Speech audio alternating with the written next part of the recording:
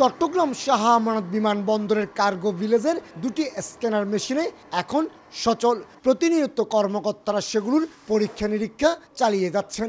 খালি করে রাখা হয়েছে 170 এবং 120 মেট্রিক টন পণ্য ধারণ সক্ষমতার দুটি ওয়্যার হাউস। ওয়েট মেশিন সহ প্রয়োজনীয় যন্ত্রপাতিও স্থাপনের কাজ শেষের পথে। অনুমোদন পেলে চলতি মাসে চট্টগ্রাম শাহ আমানত বিমানবন্দর থেকে এয়ার শিপমেন্টের সুযোগ পাবেন গার্মেন্টস ব্যবসায়ীরা।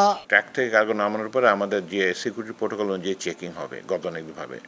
চেকিং হওয়ার পরে ওই জিনিসটা কাস্টমস অ্যাসেস করে করে তারপরে আমাদের যে গ্রাউন্ড হ্যান্ডেলার আছে বিমান অথবা ভয়েজ এয়ারলাইন্স তাদের মাধ্যমে পার্টিকুলার এয়ারলাইনে ওইটা অনবোর্ড হবে এবং তারপরে এক্সপোর্ট হবে।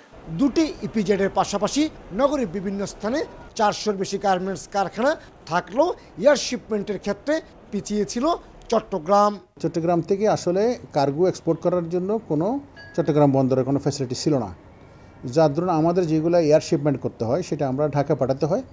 ঢাকাতে পাওয়ার পরে শিডিউল পাওয়াটা কষ্ট, ওয়্যার হাউসের ফ্যাসিলিটি কষ্ট ছিল, যার ধরুন আমাদের অনেক কষ্ট হতো।